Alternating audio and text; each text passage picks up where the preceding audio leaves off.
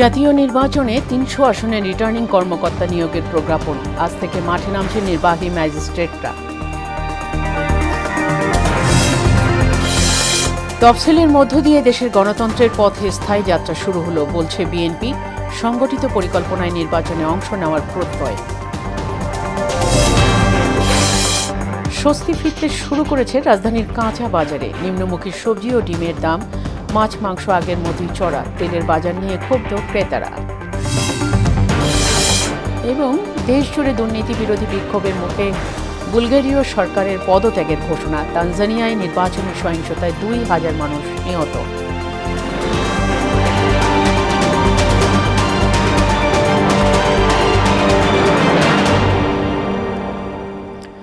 আসসালামু আলাইকুম, সবাইকে মোহনা সংবাদে স্বাগত। শুনছিলেন শিরোনাম, পুরো সংবাদের সঙ্গে আছি ফাতেমা রশিদ। ত্রয়োদশ জাতীয় সংসদ নির্বাচন ও গণভোটে তফসিল ঘোষণা করার পর ৩০০ সংসদীয় আসনে রিটার্নিং অফিসার ও সহকারী রিটার্নিং অফিসার নিয়োগ দিয়ে প্রজ্ঞাপন জারি করেছে নির্বাচন কমিশন। বৃহস্পতিবার রাতে নির্বাচন কমিশন সচিবালয়ের সিনিয়র সচিব আক্তার আহমেদ স্বাক্ষরিত সংক্রান্ত প্রজ্ঞাপন জারি করা হয়েছে। প্রজ্ঞাপনে ঢাকা এবং চট্টগ্রামের বিভাগীয় কমিশনার এবং ৬৪ জেলা প্রশাসক এবং ৩ জন নির্বাচন কমিশনার সচিবালয়ে কর্মকর্তা সহ মোট ৬৯ জন রিটার্নিং কর্মকর্তা নিয়োগ দেওয়া হয়েছে। ত্রয়োদশ জাতীয় সংসদ নির্বাচনকে সামনে রেখে আজ থেকে কাজ শুরু করবেন নির্বাহী ম্যাজিস্ট্রেটরা। আচরণবিধি প্রতিপালনের জন্য ভোট গ্রহণের দুদিন পর পর্যন্ত তারা দায়িত্ব পালন করবেন। এর আগে বৃহস্পতিবার নির্বাচনের তফসিল ঘোষণার পর দিন থেকে দেশের প্রতিটি উপজেলা ও থানায় ২ জন করে নির্বাহী ম্যাজিস্ট্রেট নিয়োগের সিদ্ধান্ত নেয় নির্বাচন কমিশন। ইসির নির্বাচন পরিচালনা শাখার উপসচিব মোহাম্মদ মনির হোসেনের সই করা এ সংক্রান্ত একটি চিঠি জনপ্রশাসন মন্ত্রণালয়ের সিনিয়র সচিবকে পাঠানো হয়েছে।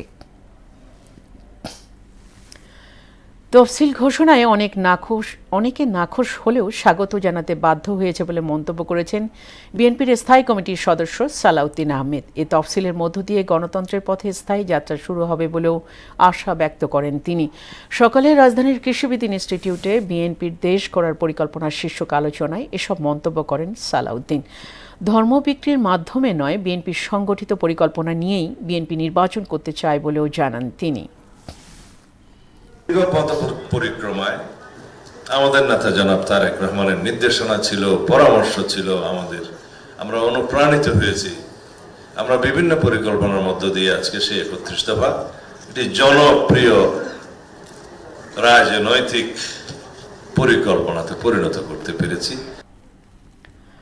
রাজধানীর বিভিন্ন বাজারে নিত্যপণ্যের দামে রকম ফের দেখা গেছে। শাকসবজি এবং ডিমের বাজারে কিছুটা স্বস্তি ফিরলেও মাছ এবং মাংসের দামে তেমন কোনো পরিবর্তন নেই। এদিকে তেলের দাম লিটারে ৫ টাকা বাড়ায় ক্ষোভ জানিয়ে বাজার মনিটরিং বাড়ানোর তাগিদ দেন ক্রেতা বিক্রেতারা। সুরাইয়া মুন্নির রিপোর্ট। শীতের সকালটায় রাজধানীর বাজারগুলোতে দেখা গেছে শীতের সবজির সমাহার। সরবরাহ ও উৎপাদন বেশি থাকায় গেল সপ্তাহের তুলনায় বাজারে সবজি আসার পরিমাণ বেড়েছে। ফ্রেশ জিনিস নিয়ে আসে, ফ্রেশটা একটু সাজায় রাখে, দামটা ডাবল। ইতিমধ্যে বেশ কিছু সবজির দাম কেজিতে ৫ থেকে ১০ টাকা কমেছে। ডজন প্রতি ডিমের দাম কমেছে ১০ থেকে ১৫ টাকা। গরুর মাংস অপরিবর্তিত থাকলেও ব্রয়লার মুরগির দাম ১৫০ থেকে ১৬০ টাকা করায় ক্রেতাদের মধ্যে দেখা গেছে মিশ্র প্রতিক্রিয়া।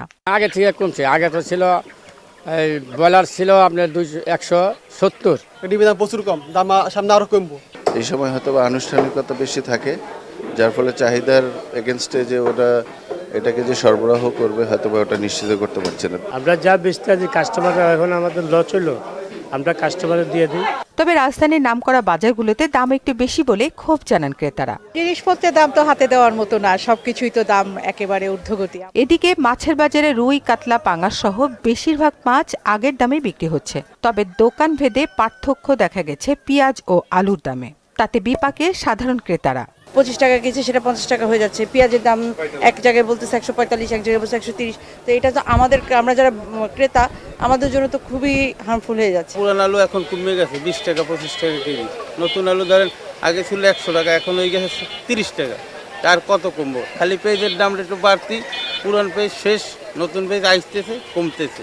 শুক্রবারে কাস্টমার বেশি থাকে, ডিমান্ড বেশি, যে কারণে ওরা একটু বাড়িয়ে দাম চায় এবং বাড়িয়ে বিক্রি করে আর কি। এদিকে ভোজ্য তেলের দাম লিটারে 5 টাকা বাড়ায় ক্রেতা বিক্রেতা উভয়েই ক্ষোভ প্রকাশ করেছেন। তাদের অভিযোগ, সরবরাহ সংকট না থাকলেও প্রায় দাম বাড়ানোয় সাধারণ মানুষের নিত্য জীবনে চাপ বাড়ছে। নতুন রেটের তেল এখনো নিই নাই, আমরা বলে গেছে 955 টাকা। বাজারে স্থিতিশীলতা ফেরাতে কার্যকর তদারকির দাবি সবার। মূল সিন্ডিকেটটা কোত্থেকে আসছে এগুলো আপনি একটা চ্যানেল ধরতে কিছু করতে সাপ বের হয়ে গেছে, কি দরকার, কেউ আর কিছু করতে চায় না। শীঘ্রই নিত্যপণ্যের দাম সাধারণের নাগালের মধ্যে আসবে, এমনটাই প্রত্যাশা সবার। সুরাইয়া মুন্নি, মোহনা সংবাদ, ঢাকা। বাজার পরিস্থিতি জানাতে মানিকগঞ্জ থেকে যুক্ত হচ্ছেন সহকর্মী সাধন সূত্রধর। সাধন, সাপ্তাহিক ছুটির দিনে কেমন দেখছেন মানিকগঞ্জের বাজারের চিত্র? দাম নিয়ে ভোক্তাদের প্রতিক্রিয়া কি আমাদের জানাবেন।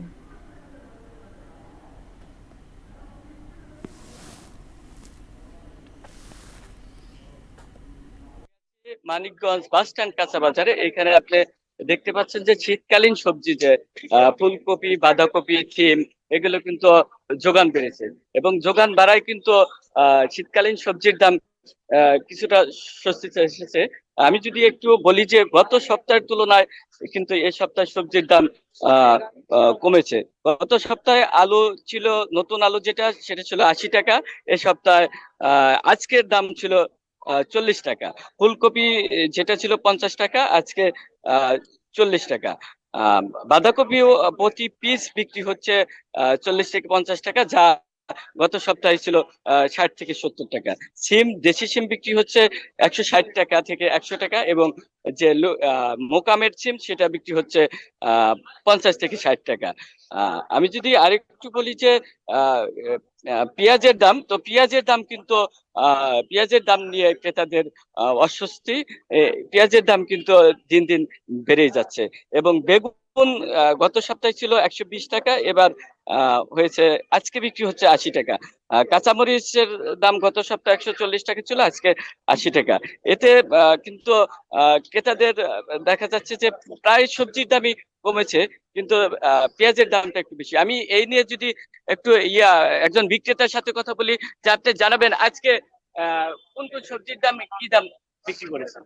আজকে সবজির দাম তো বর্তমানে গত সপ্তাহের চেয়ে এই সপ্তাহে দামটা কম। যেমন গত সপ্তাহে বেগুন বিক্রি করছি একটা 120, 100, আজকে ওই বেগুনটা বিক্রি করতেছি 80 টাকা। আরেকটা যে বেগুনটা বিক্রি করছি 100 টাকা। আমি যেমনটি পাইকারি বাজার ঘুরে দেখেছি যে পাইকারি বাজারে যে দাম এবং খুচরা বাজারের দামের ব্যবধানটা একটু বেশি। তো এই বিষয়ে ক্রেতাদের দাবি যে বাজার মনিটরিং দরকার। এই ছিল মানিকগঞ্জ বাস স্ট্যান্ড কাঁচা বাজার থেকে সর্বশেষ। সাধন, আপনাকে ধন্যবাদ। আন্তর্জাতিক প্রসঙ্গ। দেশজুড়ে দুর্নীতি বিরোধী বিক্ষোভের মুখে পদত্যাগের ঘোষণা দিয়েছে বুলগেরিয়ার সরকার। তানজানিয়ায় নির্বাচনী সহিংসতায় মাত্র এক সপ্তাহে 2000-এর বেশি মানুষ নিহত হয়েছে বলে দাবি করেছে বিরোধী দল। অন্যদিকে রাশিয়া ইউক্রেন যুদ্ধ পরিস্থিতির জটিলতা দিন দিন বাড়ছে বলে জানিয়েছেন ইউক্রেনের প্রেসিডেন্ট ভলোদিমির জেলেনস্কি। ঐশী আলমের ডেস্ক রিপোর্ট। দেশজুড়ে দুর্নীতি বিরোধী ব্যাপক বিক্ষোভের মুখে অবশেষে পদত্যাগের ঘোষণা দিয়েছে বুলগেরিয়ার সরকার। হাজার হাজার মানুষের কয়েকদিনের টানা বিক্ষোভের জেরে বৃহস্পতিবার দেশটির প্রধানমন্ত্রী ঘোষণা করেন তার সরকার পদত্যাগ করছে।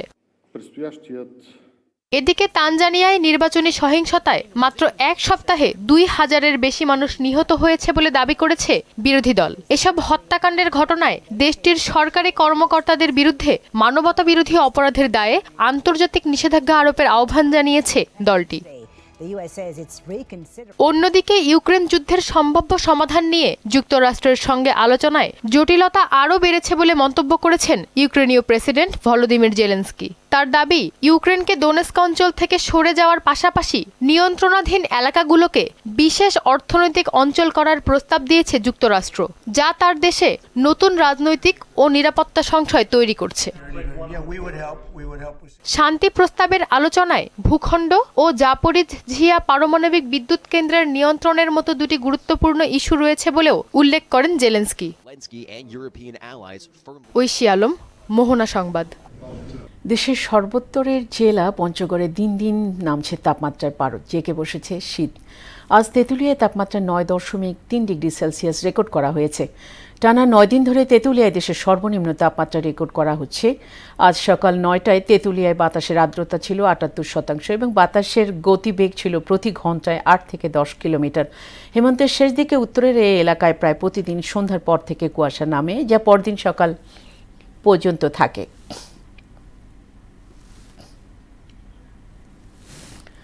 রাজশাহীর তানোরে গভীর নলকূপের পরিত্যক্ত গর্ত থেকে উদ্ধার শিশু সাজিদের দাফন সম্পন্ন হয়েছে। সকাল 10টার দিকে সাজিদের বাড়ির পাশের মাঠে জানাজা শেষে তাকে পারিবারিক কবরস্থানে দাফন করা হয়। জানাজায় অংশ নেয় হাজারো মানুষ। সন্তান হারিয়ে নিহত শিশু সাজিদের পরিবারে চলছে শোকের মাতম। উল্লেখ্য, বুধবার দুপুরে উপজেলার পাচন্দর ইউনিয়নের কোয়েলহাট পূর্বপাড়া গ্রামে গভীর নলকূপের গর্তে পড়ে যায় শিশু সাজিদ। ফায়ার সার্ভিসের সদস্যরা 40 ফুট মাটি খনন করে 32 ঘন্টা পর তাকে উদ্ধার করে। এরপর তানোর উপজেলা স্বাস্থ্য কমপ্লেক্সে নিলে চিকিৎসক শিশুটিকে মৃত ঘোষণা করেন। রাজধানীর ডেমরায় ভোর রাতে সিটি কর্পোরেশনের ময়লাবাহী গাড়ির সঙ্গে মোটরসাইকেলের সংঘর্ষে বেসরকারি বিশ্ববিদ্যালয়ে 2 শিক্ষার্থী নিহত হয়েছেন। নিহতরা হলেন তাহসিন তপু এবং ইরাম হৃদয়। ডেমরা থানার উপপরিদর্শক মোহাম্মদ রুবেল হাওলাদার বিষয়টি নিশ্চিত করেছেন। ময়লাবাহী গাড়িটি জব্দ করা গেলেও চালক পালিয়ে গেছেন। চাঁদপুরের হাসপাতালগুলোতে বেড়েই চলছে রোগীর সংখ্যা। ঠান্ডাজনিত নানা রোগে আক্রান্ত হচ্ছেন বয়স্ক শিশুরা। চাঁদপুর সরকারি হাসপাতালে শয্যা না পেয়ে মেঝে আর বারান্দায় সেবা নিতে হচ্ছে রোগীদের। তবে আতঙ্কিত না হয়ে সবাইকে সচেতন হওয়ার পরামর্শ দিয়েছেন চিকিৎসকরা। রফিকুল ইসলাম বাবুর প্রতিবেদন, জানাচ্ছেন তাহসিন তারিন। চাঁদপুর জেনারেল হাসপাতালে বেড়েছে শিশু রোগীর সংখ্যা। বেশিরভাগই জ্বর, সর্দি, কাশি, শ্বাসকষ্ট ও নিউমোনিয়া সমস্যা নিয়ে ভর্তি হচ্ছে হাসপাতালে। আমরা কাশি, নিউমোনিয়া আজকে 6 দিন ভর্তি আছি। এখন ডাক্তার বলতেছে 7 দিনে কোর্স শেষ করে তারপরে চলে যেতে। জ্বর, কাশ, ঠান্ডা আগে থেকে এখন অনেক ভালোই আছে। বাড়িতে 4-5 দিন জ্বর আছিল, সাধারণ নাপা খাওয়াইতেছি, কমে না। পরে আবার ডাক্তারের কাছে গেছি, অ্যান্টিবায়োটিক ডাক্তার দিছে, তারপরও কমে না। সদর হাসপাতাল নিয়ে আইছি, অহনালা রকমে আমার বাচ্চা ভালো আছে। রোগীর চাপে সেবা দিতে হিমশিম খেতে হচ্ছে বলে জানালেন দায়িত্বরত নার্সরা। রোগীদেরকে বিছানা দিতে পারতেছি না, বারান্দায় ফ্লোরে রেখে আমরা সেবা দিয়ে যাচ্ছি এবং আমাদের লোকসংখ্যা যদি আরো বাড়ানো যেত তাহলে আরো ভালো হতো আর কি। আবহাওয়া পরিবর্তনের এই সময়টায় শিশুদের বাড়তি যত্নের পরামর্শ দেন চিকিৎসকরা। রোগীর সংখ্যা দিন দিন বেড়ে যাচ্ছে। আমাদের এখন হসপিটালে যে পরিমাণে সিট, তার চেয়ে 3 গুণ বেশি রোগী ভর্তি আছে। বিশেষ করে নিউমোনিয়া, ব্রঙ্কিওলাইটিস, অ্যাজমা এই রোগীগুলা বেশি আমরা পাচ্ছি। অভিভাবকদের প্রতি পরামর্শ হলো বাচ্চাগুলো যাতে একটু শুষ্ক রাখেন, ঠান্ডা যদি না লাগে ওইভাবে যেন রাখেন, তাহলে কি যে বাচ্চাগুলো সুস্থ থাকবে, ভালো থাকবে। এই হাসপাতালে গত নভেম্বর মাসে 550 রোগীকে চিকিৎসা সেবা দেওয়া হয়েছে বলে জানায় হাসপাতাল কর্তৃপক্ষ। তাহসিন তারিন, মোহনা সংবাদ। শীত এখনও জেকে না বসলেও খেজুর রস সংগ্রহ করতে প্রস্তুতি শুরু করে দিয়েছেন গাজীপুরের গাছিরা। এতে যেন প্রাণ ফিরে পেয়েছে গাছগুলো। চলতি মৌসুমে রস এবং গুড়ের ভালো দাম পাওয়ায় আশায় দিন গুনছেন গাছিরা। মানসম্মত রস সংগ্রহে দিক নির্দেশনা দিচ্ছে কৃষি সম্প্রসারণ অধিদপ্তর। তারিকুল জুয়েলের প্রতিবেদন, জানাচ্ছেন মাহমুদ আক্তার। গ্রামীণ জনপদে শীত আসলেই শুরু হয় রস সংগ্রহের তোড়জোড়। গাছ পরিষ্কার, ছাঁটাই এবং চাছার কাজে ব্যস্ত সময় পার করছেন গাছিরা। এই তৎপরতায় গ্রাম জুড়ে ছড়িয়ে পড়েছে এক ভিন্ন ধরনের ব্যস্ততার আমেজ। প্রজন্ম থেকে প্রজন্ম ধরে চলে আসা ঐতিহ্যবাহী পেশাই এখনো পরিবারের মূল আয়ের উৎস। সব খরচ বাদ দিয়ে এবার লাখ টাকার আয় হবে এমন আশায় দিন গুনছেন গাছিরা। আমার সিজনে 3 মাসে আল্লাহ দিলে আমার তাও মোটামুটি ভাবে 1 লাখ টাকার মতো ইনশাল্লাহ থাকে আমার। 5 কেজি, 6 কেজি, 7 কেজি, 8 কেজিও পড়ে। ভালো গাছ হলে 8 কেজি পড়ে, মোটামুটি ভালো ইনকাম হয়। প্রতি বছরই দূর দূরান্ত থেকে অনেকেই আসেন খেজুরের রস খেতে। তবে ধীরে ধীরে খেজুর গাছ কমে যাওয়ায় হতাশা প্রকাশ করছেন তারা। দূর দূরান্ত থেকে আইসাও মানুষ দেখি রস খায়, আমরা আইসা খাই, আমরা অনেক ভালো, এই জায়গার রসটা অনেক ভালো। দিন দিন খেজুর গাছগুলো কমে যাচ্ছে, তো যদি এগুলা কোনোভাবে বাড়ানো যেত তাহলে আমাদের রসের চাহিদাটা আরো বৃদ্ধি পেত। খেজুর গাছের সংখ্যা বৃদ্ধির উদ্যোগ গ্রহণের পাশাপাশি রস ও গুড়ের বিশুদ্ধতা ও ঐতিহ্য টিকিয়ে রাখতে নিয়মিত পরামর্শ দিয়ে যাচ্ছেন কৃষি সম্প্রসারণ অধিদপ্তর। আমরা নতুন করে কিন্তু খেজুরের গাছ, খেজুরের চারা, খেজুরের বীজ বিশেষ করে রাস্তার ধারে রোপণের জন্য আমরা কৃষি সম্প্রসারণ দপ্তর থেকে প্রতি বছরই আমাদের কর্মসূচি থাকে। আমরা চাচ্ছি যে খেজুরের গাছের সংখ্যা যাতে দিন দিন বৃদ্ধি পায়। শীতে খেজুর রস আর গুড়কে ঘিরেই জমে ওঠে পিঠা পায়েসের মৌসুমী আনন্দ। একদম ক্লিয়ার। মাহমুদা আক্তার, মোহনা সংবাদ। আবারও আন্তর্জাতিক প্রসঙ্গ। জাপানের উত্তর পূর্বাঞ্চলে শক্তিশালী ভূমিকম্প আঘাত এনেছে। শুক্রবার স্থানীয় সময় বেলা 11:44 আঘাত হানা এই ভূমিকম্পের মাত্রা ছিল 6.7, যা আওমেরি উপকূলে 20 কিলোমিটার গভীরে উৎপত্তি হয়েছে। ভূমিকম্পের পরে 1 মিটার উঁচু পর্যন্ত ঢেউ আঘাত হানতে পারে বলে সুনামি সতর্কতা জারি করা হয়েছে। পরিস্থিতির উপর নিবিড় নজর রাখা হচ্ছে এবং যে কোনো পরিস্থিতিতে স্থানীয় প্রশাসন প্রস্তুত বলে জানিয়েছে দেশটির সরকার। খেলার খবর, ফুটবল। আজ মাঠে গড়াচ্ছে বাংলাদেশ ফুটবল লিগের 6ষ্ঠ পর্বের খেলা। দুপুর 2:30টায় মুন্সিগঞ্জ ফর্টিসকে মোকাবেলা করতে নামবে রহমতগঞ্জ MFFs। 10 পয়েন্ট নিয়ে টেবিলে 2 নম্বরে আছে রহমতগঞ্জ এবং 8 পয়েন্ট নিয়ে এরপরেই আছে ফর্টিস। একই সময়ে মানিকগঞ্জে আরামবাগের মুখোমুখি হবে ব্রাদার্স ইউনিয়ন। এদিকে সন্ধ্যা 5:30টায় ঘরের মাঠে টেবিল টপার বসুন্ধরা কিংসের প্রতিপক্ষ মোহামেডান স্পোর্টিংস ক্লাব। এবারে জয় পেলে শীর্ষস্থান আরও পোক্ত হবে কিংসদের। বিপরীতে জয় না পেলে পিছিয়েই থাকতে হবে 4 নম্বরে থাকা মোহামেডানকে। শেষ করব মোহনার সংবাদ, যাওয়ার আগে শিরোনামগুলো আর